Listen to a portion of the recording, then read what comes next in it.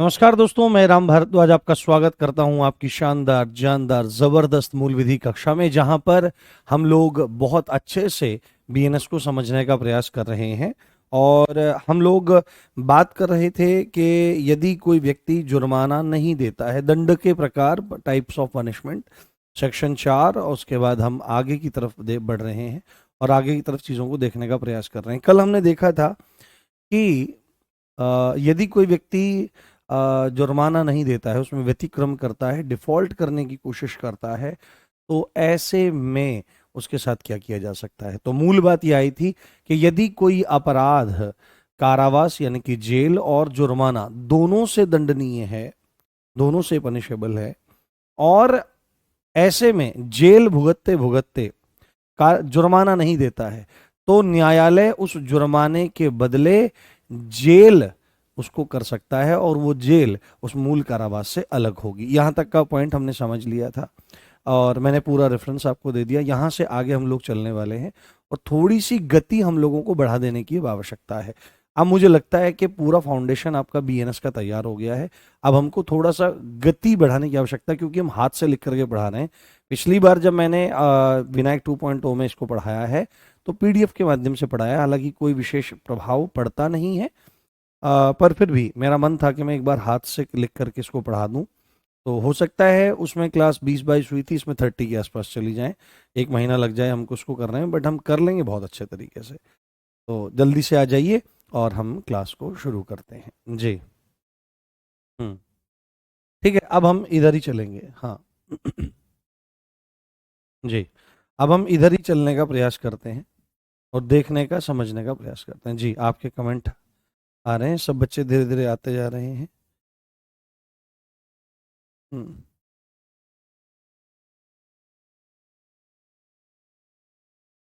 Okay.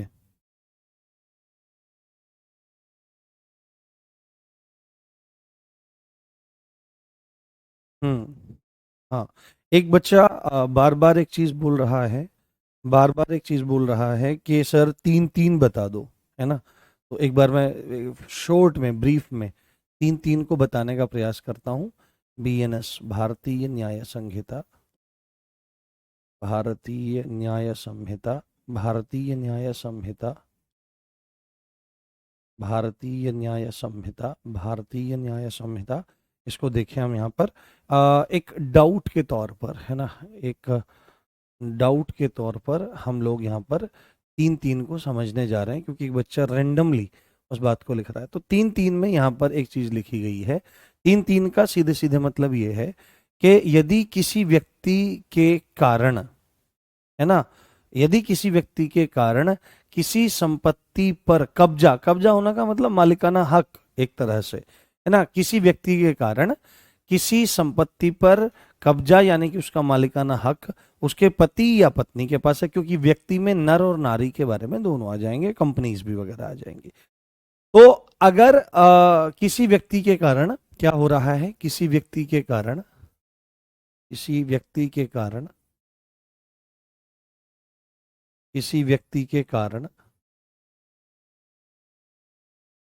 किसी संपत्ति पर कब्जा, है ना, या किसी संपत्ति का कब्जा, कब्जा होने का मतलब यहां पर एक तरह से नियंत्रण से है, नियंत्रण कह लो या मालिकाना हक कह लो, एक तरह से साधारण भाषा में नियंत्रण या हक की बात आप अगर कर लो। हक किसके पास है, हक निम्नलिखित के पास है, निम्नलिखित के पास है, निम्नलिखित के पास है, निम्नलिखित के पास है। कौन निम्नलिखित में, कौन कौन आ जाएगा, निम्नलिखित में हमारा आ जाएगा पति या पत्नी, पति या पत्नी कि पत्नी के कारण तो पति के पास, और पति के कारण पत्नी के पास यदि है, या नौकर के पास है, सर्वेंट के पास है, या किसी लिपिक के पास है, लिपिक मतलब क्लर्क के पास है, या किसी क्लर्क के पास है किसी संपत्ति का कब्जा। तो यहां पर एक बात स्पष्ट करी गई है, क्योंकि साधारण स्पष्टीकरण में है, जनरल एक्सेप्शंस में ये बात बोली गई है।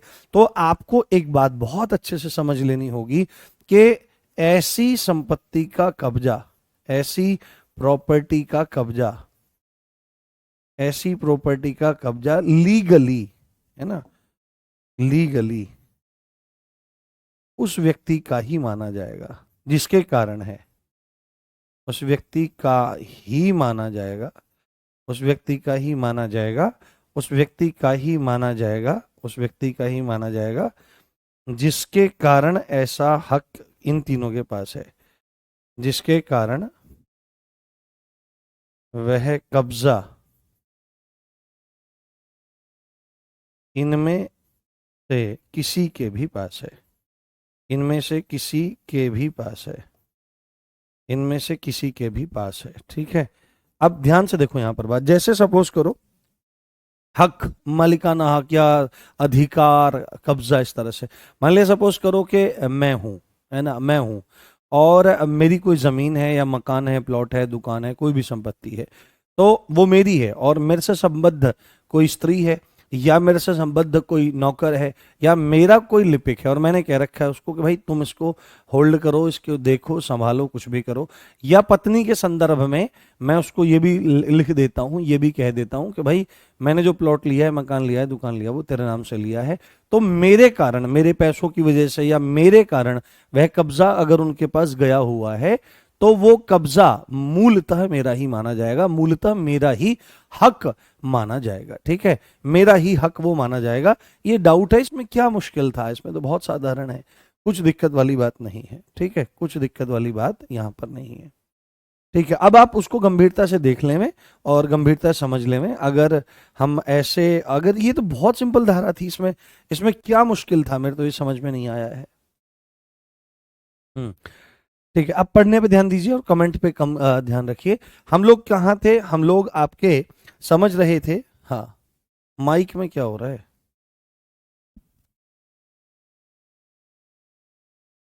हाँ नहीं, पीडीएफ का भी यूज कर लेंगे जब आवश्यकता पड़ेगी, ऐसी कोई दिक्कत वाली बात नहीं है। हाँ, माइक ठीक है, माइक में कोई इशू नहीं है, पढ़िए ध्यान से। सेक्शन 8(2) को हमने समझा था, सेक्शन 8(2) को हमने समझा था, है ना कल, और हमने क्या कहा था, हमने एक पॉइंट, अब मैं इस थोड़ा गंभीरता के साथ में, जय मतलब गंभीरता तो रहती है अपनी, थोड़ा गंभीरता के साथ में और थोड़ा तेज गति से चलने का प्रयास करेंगे हम लोग, जिससे हम चीज़ों को अच्छे समझें और सिलेबस को भी अच्छे से कवर करें। तो मैंने ही बोला था कि यदि कोई अपराध, ध्यान से समझें, यदि कोई अपराध, यदि कोई ऑफेंस, यदि कोई अपराध, यदि कोई ऑफेंस, यदि कोई ऑफेंस क्या है, दंडनीय है, दंडनीय मतलब कि दंड दिया जाएगा उस अपराध के एवज में, पनिशेबल है, पनिशेबल है, पनिशेबल है किससे, पनिशेबल है किससे, जेल प्लस फाइन दोनों से, किससे, जेल प्लस फाइन दोनों से, jail plus fine, jail plus fine का मतलब क्या होता है, कारावास और जुर्माना, कारावास भी हो रहा है उसके दंड के रूप में और जुर्माना भी हो रहा है, जुर्माना भी हो रहा है, ये दोनों चीजें हो रही हैं। और इस कंडीशन में, है ना, इस कंडीशन में, इस कंडीशन में, इस कंडीशन में, इस कंडीशन में क्या होता है, इस कंडीशन में यदि अपराधी, यदि अपराधी, यदि अपराधी जुर्माना देने में डिफॉल्ट करे, जुर्माना देने में क्या करता है, डिफॉल्ट करता है, डिफॉल्ट, डिफॉल्ट करता है मतलब कि नहीं देता है, नहीं देता है, जुर्माना नहीं देता है, नहीं देता है, तो इंपॉर्टेंट पॉइंट है यहां पर, तो क्या होगा, अभी इसको एक्सप्लेन भी करेंगे, 8(3) में इसको एक्सप्लेन भी करेंगे बहुत अच्छे से। तो क्या होगा, तो कोर्ट, तो कोर्ट उस फाइन के बदले, उस फाइन के बदले जेल की सजा सुना देगा, जेल की सजा सुना देगा, जेल की सजा सुना देगा। ठीक है, और यह जेल, और यह जेल, है ना, मूल कारावास, मूल कारावास जो ये वाली जेल है इससे अलग रहेगी, ये फाइन के बदले जेल हो जाएगी, तो जेल प्लस जेल हो जाएगा, तो मूल कारावास से अलग रहेगी, क्या होगी, मूल कारावास से अलग रहेगी। यहां तक हमने चीजों को पढ़ लिया था, अलग रहेगी, अलग रहेगी। तो इसको अब समझाने का काम करेगी कैसे, इसको धारा 8(3) समझाने का काम करेगी। उसको गंभीरता से देखें और गंभीरता से समझे। तुरंत अगर इसमें थोड़ा सा डाउट रह गया होगा तो तुरंत आपको चीजें समझ में आ जाएंगी। देखो जैसे सेक्शन 8(3), सेक्शन 8(3), 8(3) क्या कह रहा है? सेक्शन 8(3), ये नंबर इतना ज्यादा याद रखने की जरूरत नहीं है। जो जहां पर मैं बताऊं कि भाई तुमको सेक्शन नंबर ये वाला अपने दिमाग में रखना है, ठीक है ना? यहां पर सेक्शन नंबर आपको याद रख लेना है, तो वहां पर तो सेक्शन नंबर आप याद रखें। बाकी जो ये फैक्ट चल रहे हैं ना, ये इनको थोड़ा सा याद रखना जरूरी है, यहां पर इंपॉर्टेंट है। तो यहां पर क्या बात आपकी कही जा रही है कि यदि, है ना, सेम चीज है, यदि अपराध पनिशेबल है ना, दंडनीय है, यदि अपराध पनिशेबल है, दंडनीय है, यदि अपराध पनिशेबल है, दंडनीय है, किससे? जेल प्लस फाइन से, जेल प्लस फाइन से, और फाइन नहीं देता, और फाइन नहीं देता, नहीं देता, तो फाइन के बदले जेल होगी, फाइन के बदले जेल होगी, फाइन के बदले जेल होगी। जो, अब ये मोस्ट इंपॉर्टेंट पॉइंट, ये पॉइंट मोस्ट इंपॉर्टेंट है। तो जेल होगी, फाइन के बदले जेल होगी, कितनी रहेगी वो जो ये मूल कारावास है, कौन सा? ये पहला, जो ये मूल कारावास है, जो ये मूल कारावास है, इसके इसके 1/4 से ज्यादा नहीं, 1/4 से ज्यादा नहीं, इसके 1/4 से ज्यादा नहीं, इसके 1/4 से ज्यादा नहीं, 1/4 से ज्यादा नहीं। अब मेरी बात ध्यान से आपको समझनी है। जैसे मैं एग्जांपल ले रहा हूं, फिर इसको हम ना यहां से फिर वापस घूमते हुए चलेंगे, एक बार चक्कर मार के आएंगे पीछे तक, तो चीजें बहुत अच्छे समझ में आ जाएंगी। सपोज करो, एक उदाहरण लेते हैं, हम लोग क्या करते हैं ना, एक एग्जाम्पल लेते हैं, एक एग्जाम्पल लेते हैं, एक एग्जाम्पल लेते हैं।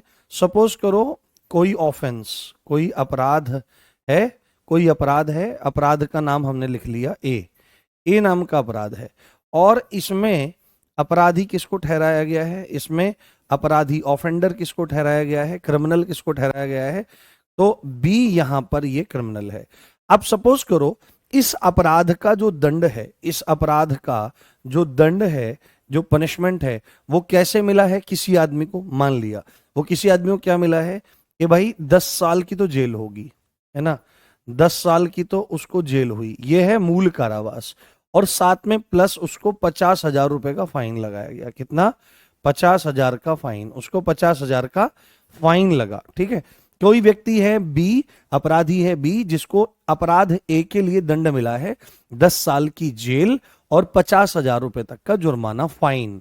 तो अब इतना मिलते ही क्या हुआ? इतना मिलते ही उसको जेल में डाल दिया गया, और फिर कोर्ट ने कहा कि तुमको इस डेट तक, या जो भी स्पेसिफिक डेट है, उस डेट तक तुमको ये जुर्माना चुका देना है।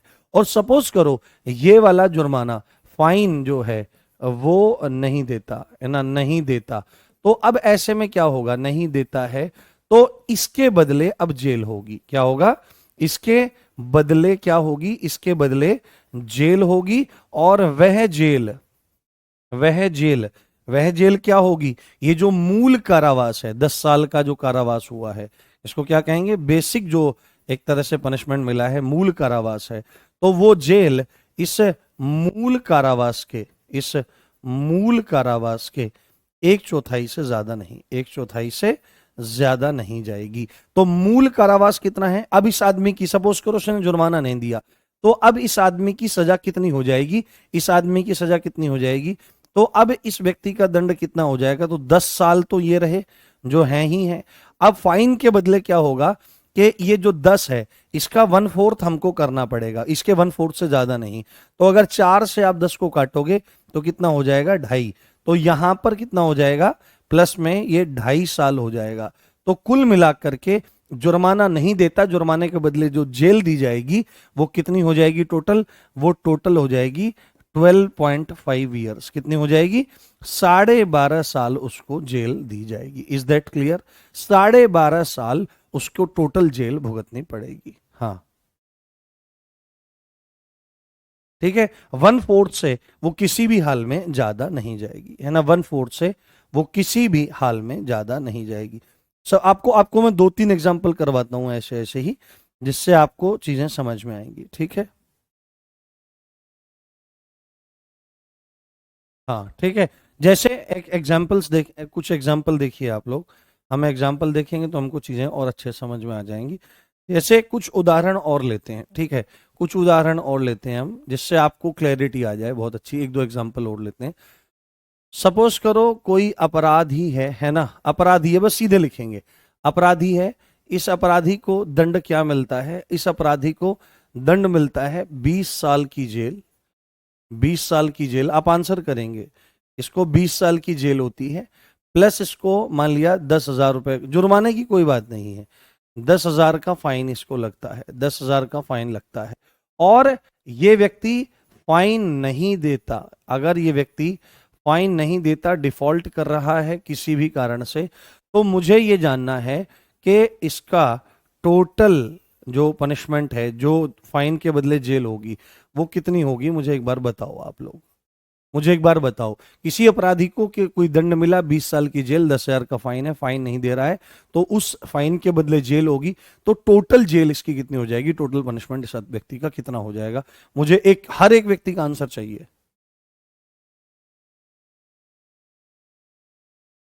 हम्म।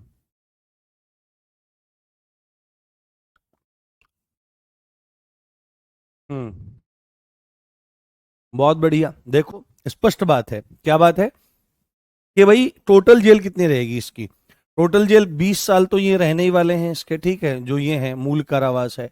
और इसके बदले क्या होगा? इसके बदले क्या होगा कि भाई इसके बदले इस मूल कारावास का, इस मूल कारावास का, मूल कारावास का, मूल कारावास कितना है? 20 साल है, और इसका मैक्स टू मैक्स 1/4 रहने वाला है, तो 4 पंजे कितना होगा? 20, 5, इस मूल कारावास के 1/4 से कभी भी ज्यादा नहीं जाएगा, 1/4 से ज्यादा कभी भी नहीं जाएगा। तो 20 और 5 कितने हो जाएंगे भाई? 25 साल। तो अगर ये जुर्माना नहीं देता है, तो मूल कारावास का मैक्सिमम 1/4 वहां पर हो जाएगा। एक एग्जाम्पल और ले लो, एक एग्जाम्पल और ले लो, और फिर इसको एकदम क्लियर कर लो, तो आपको सारी की सारी चीजें बहुत अच्छे से स्पष्ट हो जाएंगी। कोई अपराधी है, उसको दंड के तौर पर 4 साल की सजा मिलती है। कितने मिलती है? 4 साल की उस व्यक्ति को जेल होती है बेटे, और साथ में मान लिया उसको 1 लाख का जुर्माना होता है। जुर्माना कितना भी उससे फर्क नहीं पड़ता है, 1 लाख का फाइन होता है। और ऐसे में वो फाइन नहीं देता, यहां पर लिखते हैं हम लोग कि 1 लाख का फाइन होता है, और वह फाइन नहीं देता है। क्या करता है? वह फाइन नहीं देता है। तो मुझे जानना है कि टोटल पनिशमेंट उसको कितनी मिलने वाली है, बताओ। टोटल पनिशमेंट उसको कितनी मिलने वाली है? कोर्ट उसको टोटल पनिशमेंट के रूप में कितना टाइम देगा? करके बताओ। बहुत बढ़िया, शानदार मेरे बच्चों, मजे आ गए, आपको समझ में आ गया है। That's very good thing. ठीक है, तो आप देखो 4 साल तो उसके ये रहे ही रहे, कितने? 4 साल तो उसके ये रहे ही रहे, और इसके बदले मूल कारावास का 1/4, तो 4 × 4, एक ही बचेगा, तो 1 साल और प्लस में हो जाएगा, तो 4 और 1, 5 साल की टोटल उसकी जेल हो जाएगी। बोलो समझ में आ गया कि नहीं आ गया? बोलो समझ में आ गया कि नहीं आ गया? थम्स अप करके बता दो मुझे एक बार कि sir everything is crystal clear, कि क्या होता है अगर कोई अपराध जेल और जुर्माना दोनों से दंडनीय हो, और व्यक्ति जुर्माना देने में गड़बड़ करे, तो न्यायालय उस जुर्माने के बदले जेल का प्रावधान कर देगा, और उस जेल की अवधि मूल कारावास के 1/4 से कभी भी एक्सीड नहीं करेगी, ज्यादा नहीं होगी। बताओ समझ में आ गया? और यही कॉन्सेप्ट आपको सारे के सारे इस वाले में भी समझ में आ गए होंगे। 8(2) में वही बात है कि यदि कोई अपराध है ना दंडनीय है जेल और फाइन से, तो इस कंडीशन में यदि अपराधी जुर्माना नहीं देता, डिफॉल्ट करता है, तो ऐसे में कोर्ट उस फाइन के बदले जेल की सजा सुना देगा, और वो मूल कारावास से अलग होगी। और वह कितनी होगी? ये 8(3) में बताया गया, और दैट्स फाइन। बस इतनी सी बात थी, इसमें क्या बड़ी बात थी?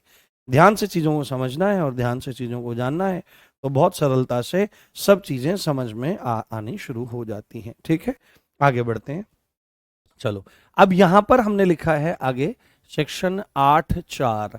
अब ये कंडीशन तो वहां की थी जहां पर जेल के साथ जुर्माना हो रहा था, ठीक है। अभी तक कंडीशन क्या थी कि जेल के साथ जुर्माना हो रहा था और जुर्माना नहीं दे रहा था, तो उसके बदले मूल कारावास का मैक्सिमम 1/4 उसका मूल कारावास में जोड़ दिया जा रहा है। बट कुछ अपराध ऐसे भी होते हैं जहां पर केवल जुर्माना लगाया जाता है और जुर्माना नहीं देता है, तो ऐसे में क्या प्रावधान हो सकते हैं? या आपको पता है कि अभी जुर्माने के साथ साथ में एक नए दंड के प्रकार को जोड़ा गया है जिसको कम्युनिटी सर्विस बोला जा रहा है, जिसको सामुदायिक सेवा बोला जा रहा है। यदि उसका डिफॉल्ट करता है तो क्या हो सकता है? तो आपको सेक्शन 8(4) को बहुत गंभीरता से देखने की जरूरत है कि जुर्माना न देने पर, जुर्माना मतलब कि फाइन न देने पर, जुर्माना यानी कि फाइन न देने पर, है ना, फाइन न देने पर, फाइन न देने पर, या हम लिखें यहां पर क्या,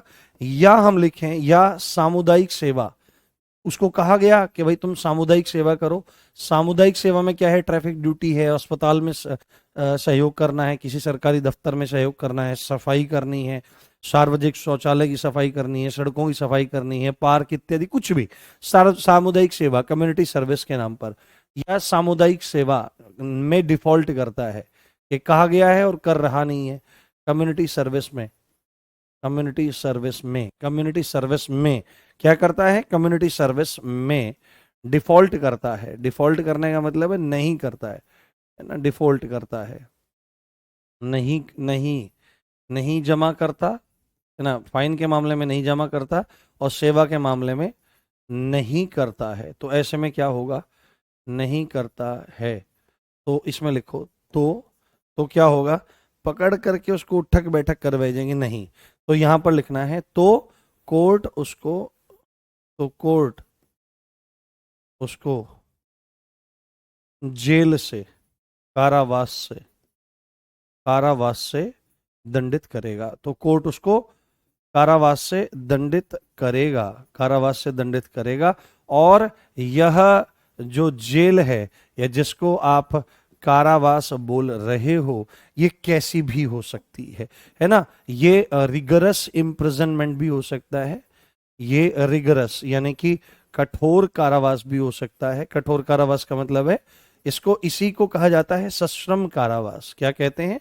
सश्रम, यानी कि खाली नहीं बैठाया जाएगा, काम करवाया जाएगा।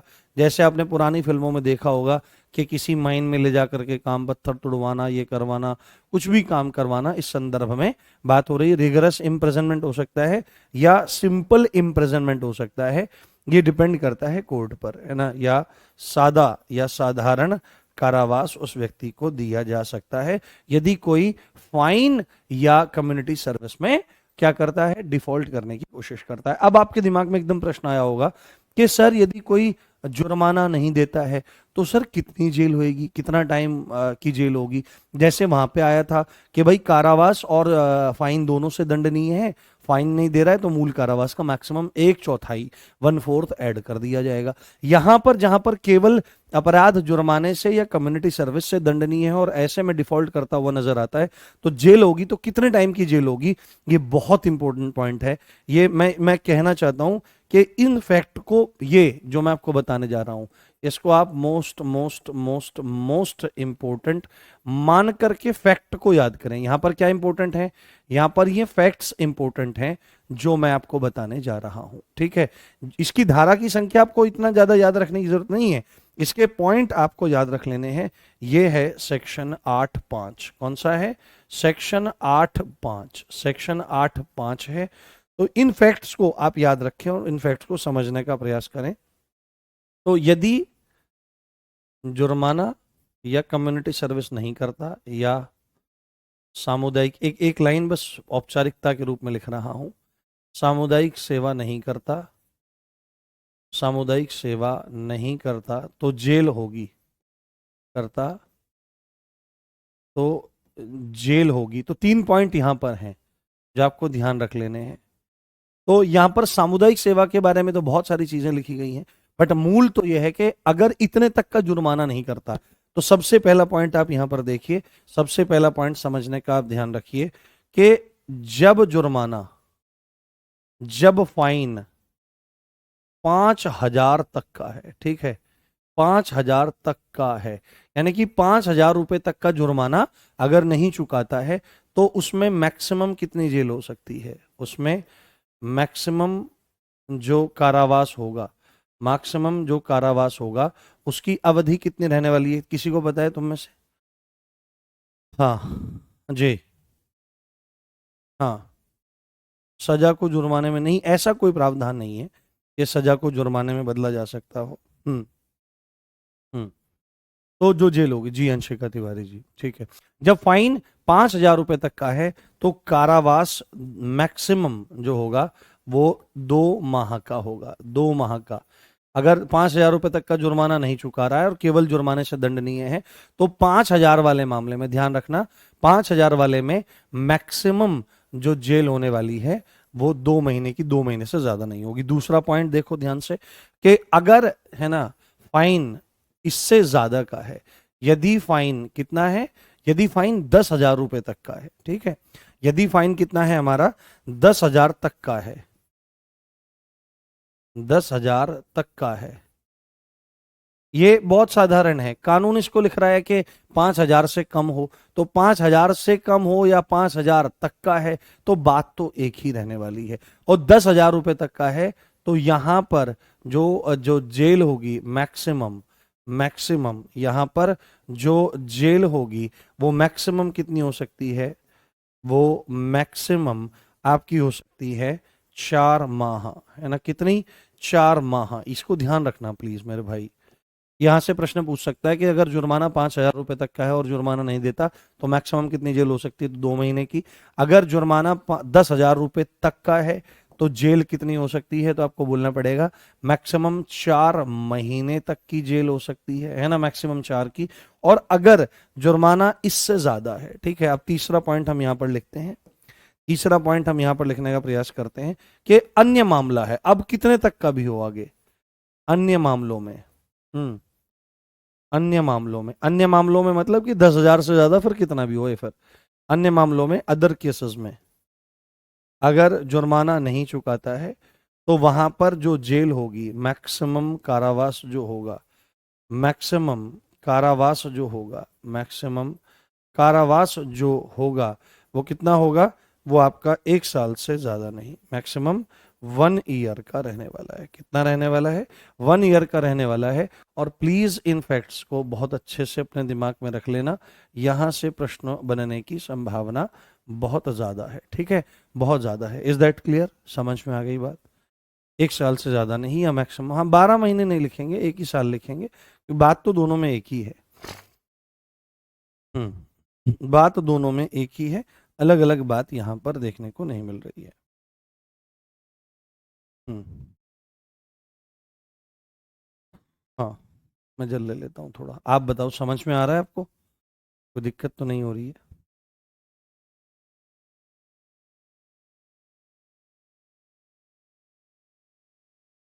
हम्म। हम्म।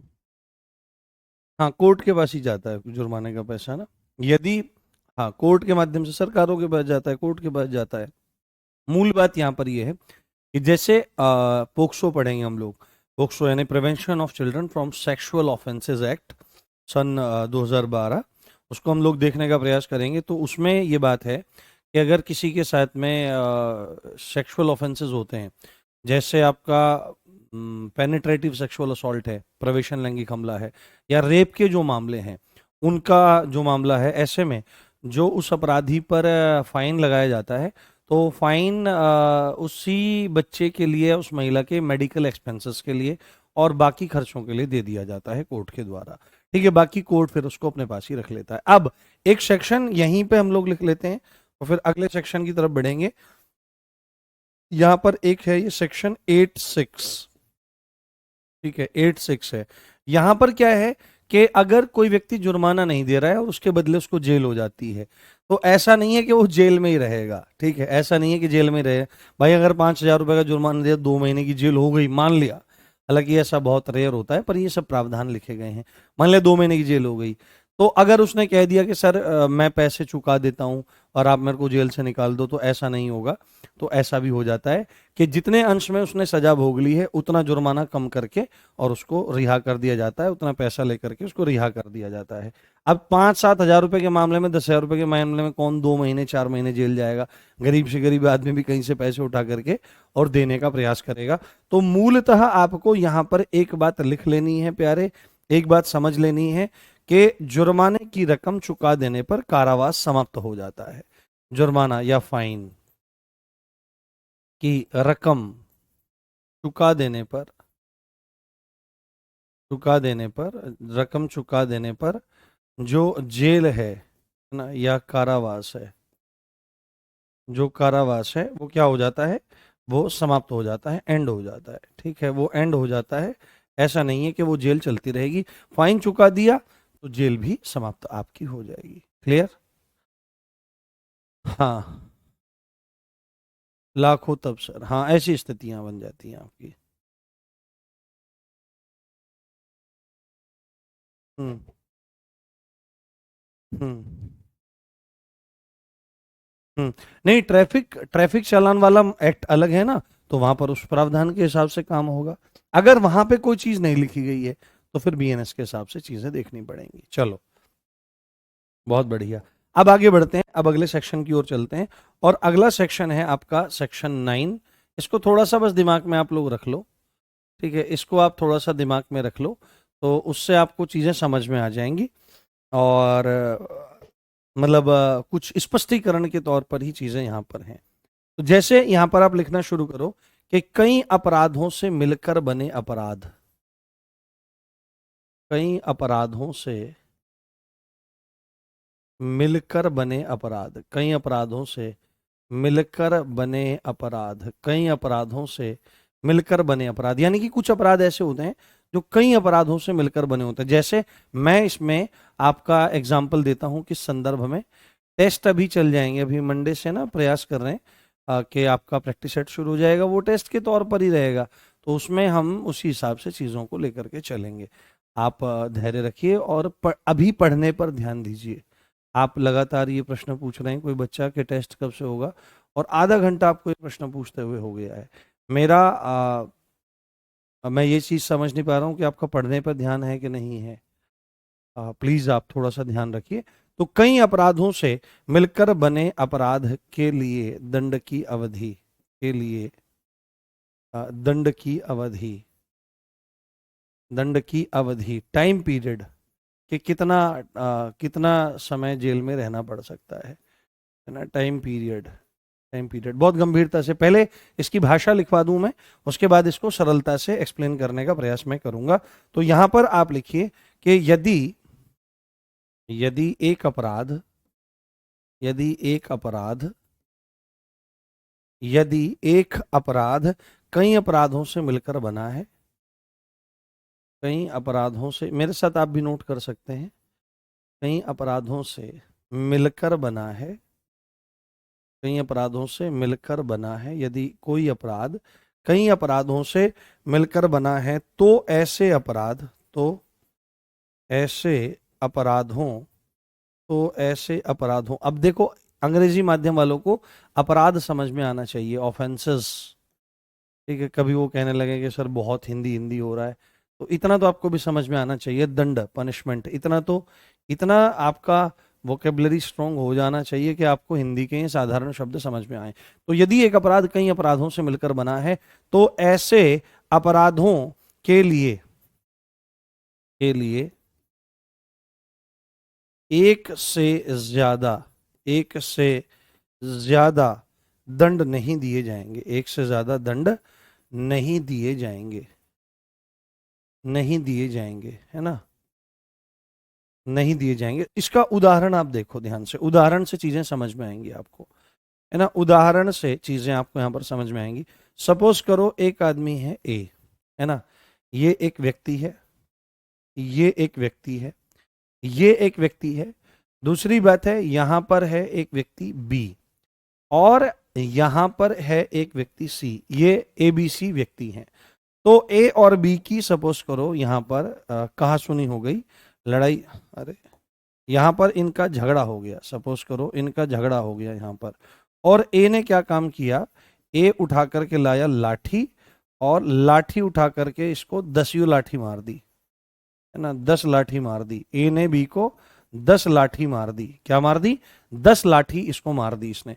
और यहां पर अगर हम एक बात लिखें कि एक लाठी मारने का, एक लाठी है ना, अगर कोई किसी को लाठी मारता है, एक लाठी मारने का जो दंड है वो 1 साल की सजा है। वो क्या है, वो 1 साल की सजा है। तो मुझे आप जवाब दीजिए कि ए को कितनी सजा होगी, एक बार बताना। यदि ए और बी एक आदमी है, और सी की बात अभी हम बाद में करेंगे, ए और बी एक आदमी है, इन दोनों में आपस में झगड़ा हुआ, ए ने लाठी उठाई और तड़ा तड़ 10 लाठी उसके शरीर में कहीं कहीं मार दी। तो एक लाठी मारने का दंड मान लिया, ये भी ये कहीं है नहीं, ये उदाहरण है, मानना है। तो एक लाठी मारने का दंड 1 साल है, तो ए को कितने साल की सजा होगी, मुझे ये बात बताइए। हम्म हम्म हम्म हाँ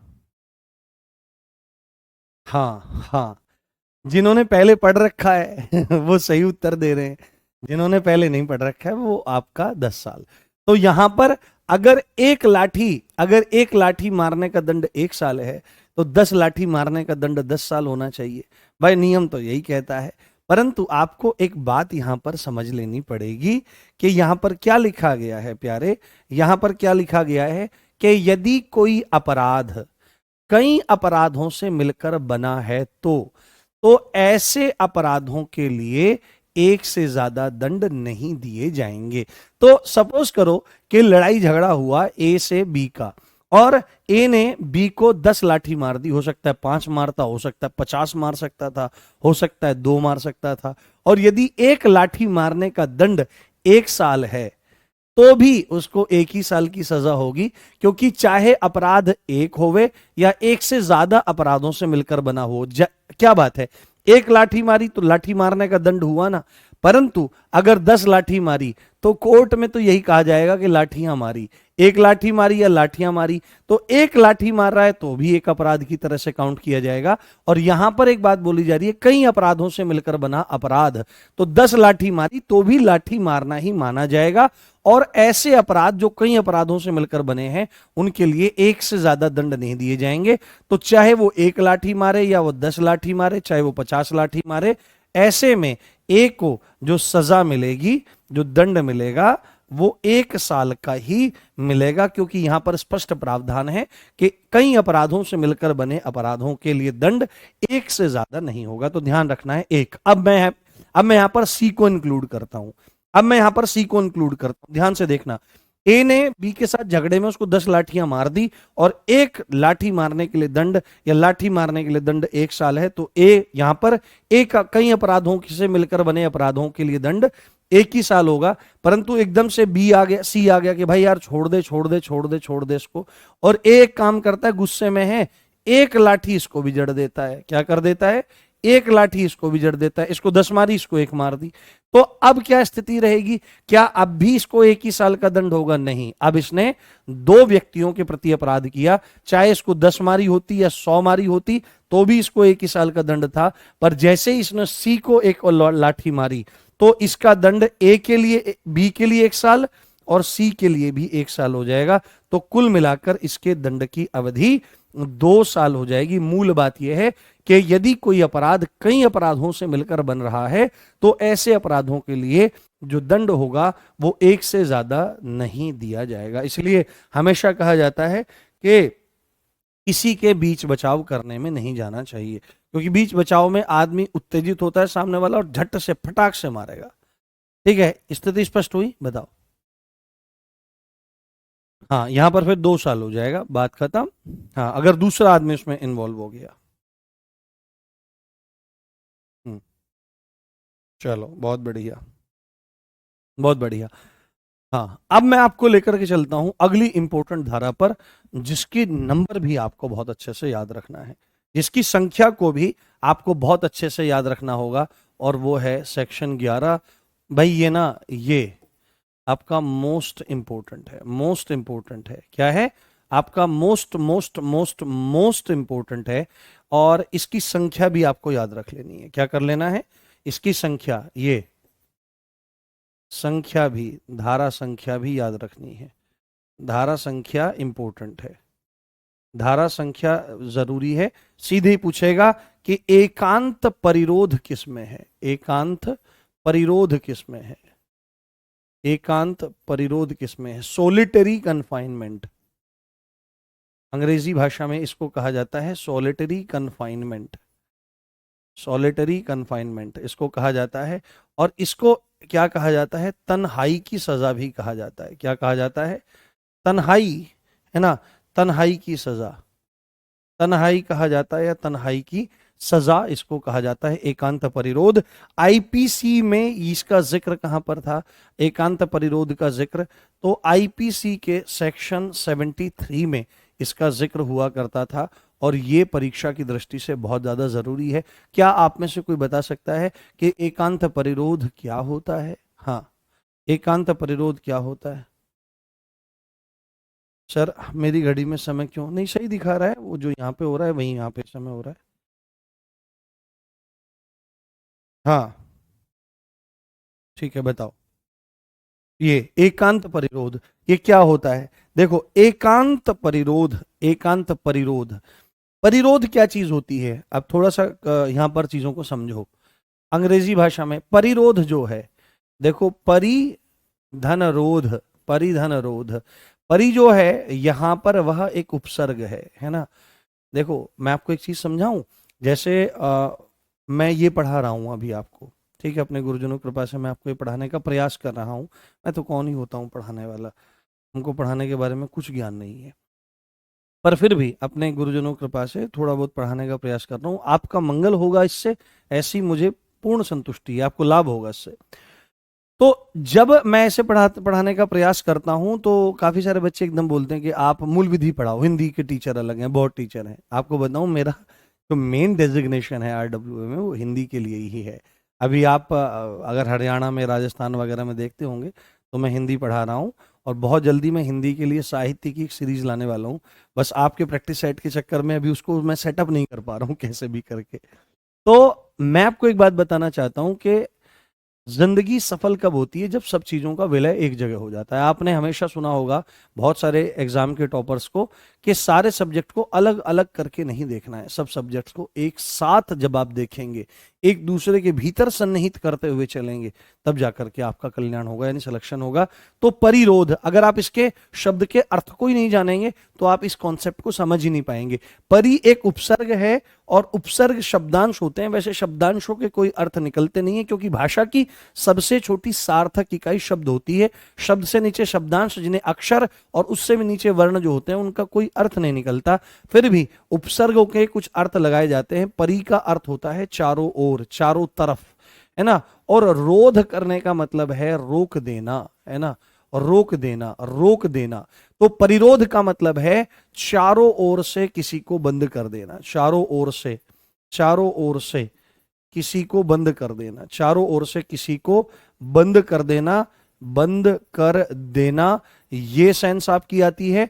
या चारों तरफ जाने से, चारों दिशाओं में जाने से, चारों दिशाओं में जाने से, चारों दिशाएं ना, कोई सी भी डायरेक्शन है, चारों दिशाओं में जाने से रोक देना, ये एक अर्थ आपका निकल जाएगा। और यहां पर एकांत शब्द आपका लिखा हुआ है, तो जहां पर एक का एक, बिल्कुल एक अंत, एक अंत, यानी कि जहां पर एक की संख्या ही अंत हो जाए, यानी कि अकेला।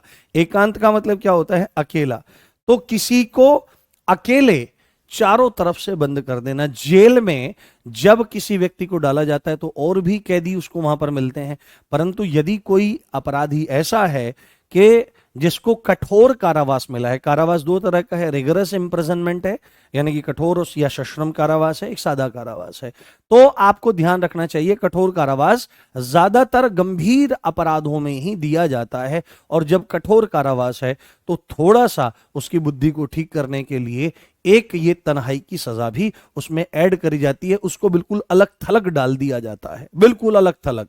ठीक है, मैं कभी आपको एक अध्यात्म की बात बताऊंगा, अभी तो नहीं, कभी बताऊंगा बाद में।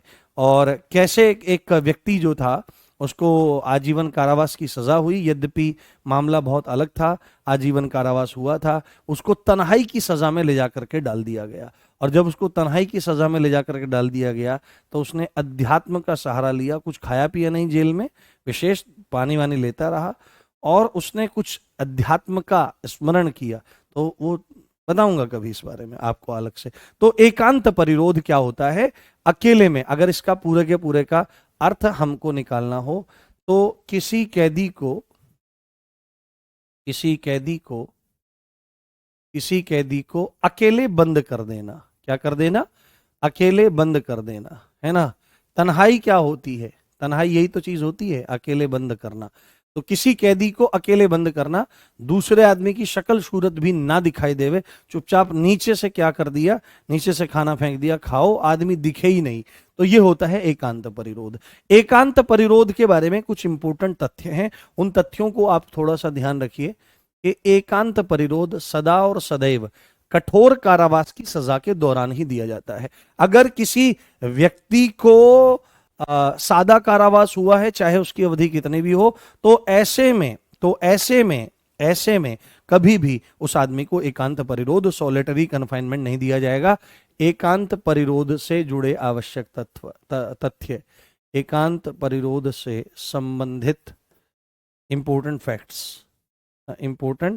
फैक्ट्स पूछेगा कि क्या सादे कारावास के दौरान एकांत परिरोध किसी व्यक्ति को दिया जा सकता है, तो आपको बोलना पड़ेगा नहीं, ऐसा अन्याय हम लोग नहीं कर सकते, क्योंकि बीएनएस सेक्शन 11 इसकी इजाजत नहीं देता है। तो तन्हाई की सजा, तन्हाई या एकांत परिरोध, सॉलिटरी कन्फाइनमेंट की सजा केवल कठोर कारावास के दौरान ही दी जाएगी। कठोर कारावास के दौरान ही दी जा सकती है। कठोर कारावास के दौरान ही दी जा सकती है, इसके अलावा नहीं, है ना। यहां पर लिखना है कि सादे कारावास के दौरान नहीं दी जाएगी।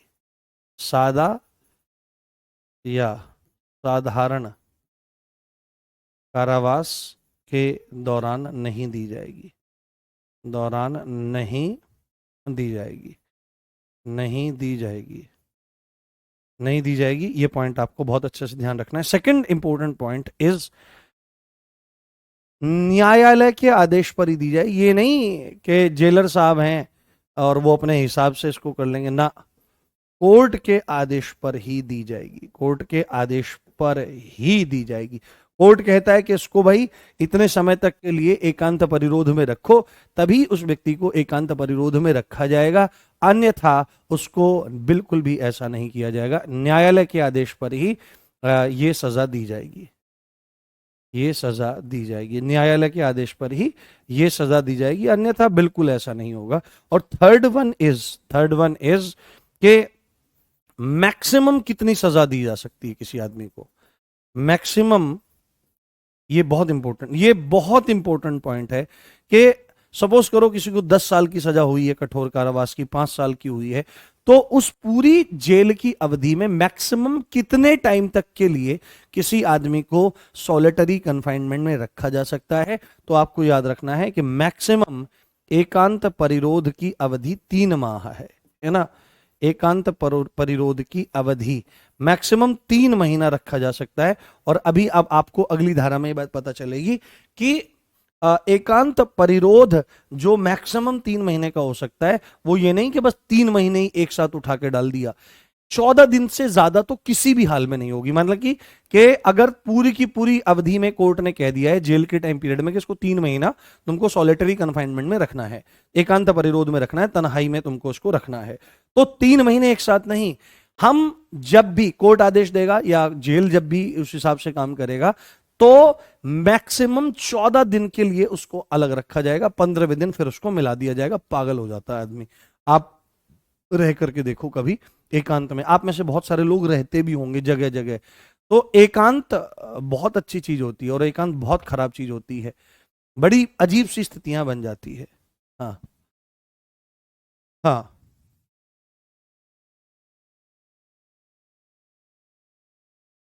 हाँ, ठीक है। तो मैक्सिमम एकांत परिरोध की अवधि 3 माह है, ठीक है, कितनी है?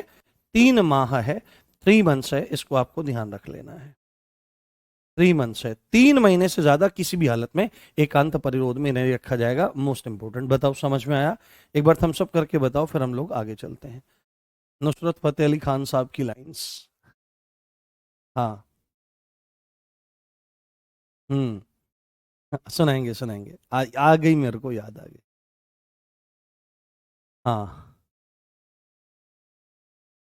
अंधेरी जेल में बंद कर देना, हाँ, व्यक्ति को ऐसे तो नहीं कहा जा सकता कि अंधेरी जेल में, वो तो फिर जेल जेल पे डिपेंड करता है। एकांत ये है। हाँ, 3 महीने से किसी भी हालत में अधिक नहीं होगी। अगर उसको 20 साल की भी सजा हुई है, कितनी भी सजा हुई है, मैक्सिमम 3 महीना, उससे ज्यादा नहीं। चलो, बहुत बढ़िया। वाह मेरे बच्चों, चीजें समझ में आ रही हैं आपको? हाँ, नहीं, लाइन हो जाएगी, अब मेरे को पूरा करने दो आप, फिर उसके बाद मैं सुनाऊंगा। बहुत बढ़िया, दिल लेके मेरा हाथ में, ये वाली सुनाऊंगा। कहते हैं मुझसे वो, ठीक है। अब देखो यहां पर, अब देखो ध्यान से, यहां पर कुछ फैक्ट्स हैं। कितनी सजा होगी, कितने मामले में कितनी सजा होगी, तो कितनी सजा में कितनी अवधि का एकांत परिरोध दिया जा सकता है, ये पूरा, कितनी सजा में, कितनी सजा में कितने समय तक का, कितने समय तक का, कितनी सजा में कितने समय तक का सॉलिटरी कन्फाइनमेंट है। सब शब्द याद होने चाहिए। देखो, जो टेक्निकल टर्मिनोलॉजी है ना, उसको अंग्रेजी में भी याद करना चाहिए। कल को आप थाने में जाओगे, खाली हिंदी हिंदी बोलते थोड़े ही शोभनीय शोभनीय शोभित होगे आप। अंग्रेजी भी आती हो, दरोगा जी हैं, कोई इंग्लिश में आके बोलने लगा तो आप अंग्रेजी में भी उससे संवाद कर सकें, है ना। और अगर हिंदी में बात कर रहा है तो हिंदी में संवाद करें। कभी भी थाने में ऊंचे स्वर में तो बात करनी ही नहीं है, और नौकरी का सिद्धांत है ये। अधिकारियों से कभी भी ऐंठ कर बात ना करना, अपने अधिकारियों से। जी सर, जी sir, yes sir, yes sir, yes sir. हमेशा जीवन में कामयाब होने का जो तरीका है, वो हाँ में हाँ और ना में ना। अपने अगर आदरणीयों के साथ रहना है, ठीक है, इसको चापलूसी नहीं कहते। चापलूसी होती है अपने काम से अलग हटके बटरिंग करना, कि सर आप तो सूर्य हो, दूसरे सूर्य हो धरती पर, ये फालतू की बात है। हाँ, ठीक है। तो जीवन में जीने का तरीका ये है कि हाँ में हाँ कहना, ना में ना कहना। अगर कोई कहता है हाँ दिन है, तो हाँ दिन है। कोई रात को कहता है हाँ रात है, तो रात है। अगर कोई रात को दिन कहे कि हाँ भाई दिन हो रहा है, हाँ जी दिन हो रहा है। तो ये नौकरी में रहने का ध्यान रखना, इस चीज को। ये नौकरी में रहने का तरीका है। अपना काम फिट रखो, और हाँ में हाँ, ना में ना करो। अगर कोई सुझाव प्रस्ताव रखना है तो बड़े मृदु भाषा में, बनावटी नहीं। आप अपना जीवन ही वैसा बना लो, आप मृदु बोलो। चलो, तो कितनी सजा में कितने समय तक का सॉलिटरी कन्फाइनमेंट दिया जाएगा? कन्फाइनमेंट दिया जाएगा, कन्फाइनमेंट दिया जाएगा, सॉलिटरी कन्फाइनमेंट दिया जाएगा, सॉलिटरी कन्फाइनमेंट दिया जाएगा। तो यहां पर 3 पॉइंट्स हैं जिनको आपको थोड़ा सा अपने दिमाग में रख लेना है। तो यहां पर एक चीज देखो, यदि कारावास, पॉइंट नंबर ए, यदि जेल है ना, यदि जेल 6 माह का कठोर कारावास है, कठोर कारावास में ही रहेगा, रिगरस इम्प्रिजनमेंट में रहेगा, है ना, 6 माह का कठोर कारावास है, तो अधिकतम कितना हो सकता है इसमें? तो आपको अधिकतम इसमें लिखना है, अधिकतम 1 माह, अधिकतम 1 माह, अधिकतम 1 माह तन्हाई। अलग अलग शब्द बार बार लिखते रहेंगे। तो अगर 6 महीने का कठोर कारावास किसी को हुआ है, और कोर्ट कहता है कि इसको हम लोग क्या करेंगे, इसको हम लोग सॉलिटरी कन्फाइनमेंट में रखेंगे, तो उसकी सॉलिटरी कन्फाइनमेंट की जो अवधि होगी, टाइम पीरियड होगा, वो मैक्सिमम 1 महीना रहेगा। दूसरी बात समझो, कि अगर, है ना, बी, यदि जेल 6 महीने से साल भर तक के बीच की हो, कितनी है? 6 माह से, ये 6 महीने से तो ज्यादा हो, और 1 साल से कम हो, तो हो सकता है 6 महीना हो सकता है, 7 महीना हो, 8 महीना हो, 9 महीना हो। 6 महीना से ज्यादा, 6 महीने तक का, 6 महीने तक का लिखना ठीक है यहां पर, 6 महीने तक का, 6 महीने तक का कठोर कारावास, 6 महीने तक का कठोर कारावास है तो उसमें सॉलिटरी कन्फाइनमेंट की अवधि है 1 माह 1 मंथ।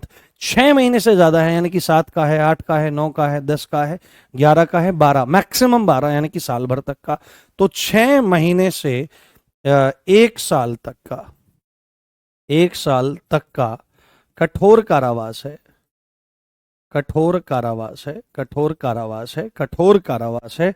तो ऐसे में अधिकतम कितने समय की तन्हाई हो सकती है?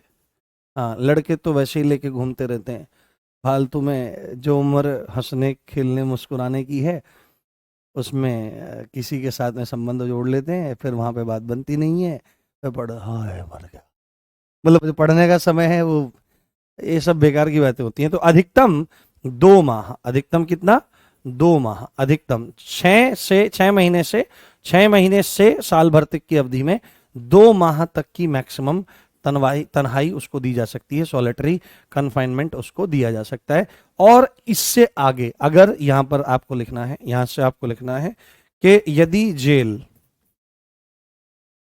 जेल 1 साल से ज्यादा की हो, 1 साल से अधिक, 1 साल से अधिक अवधि का, 1 साल से ज्यादा की जेल है का कठोर कारावास है, तो मैक्सिमम कितना आ जाएगा बेटे?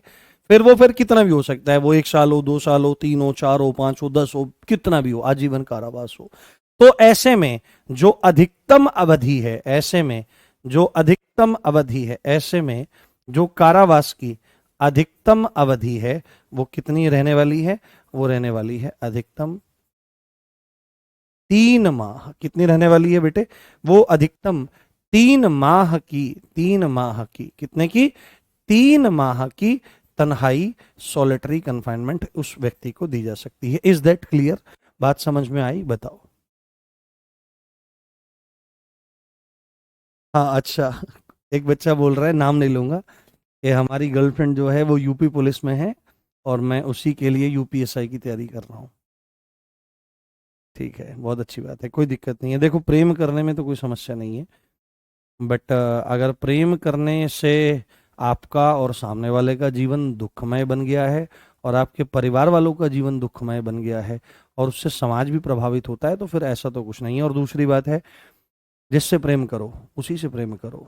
ये नहीं कि इससे भी है, उससे भी है, उससे भी है, उससे भी है, नहीं, ये व्यभिचार होता है।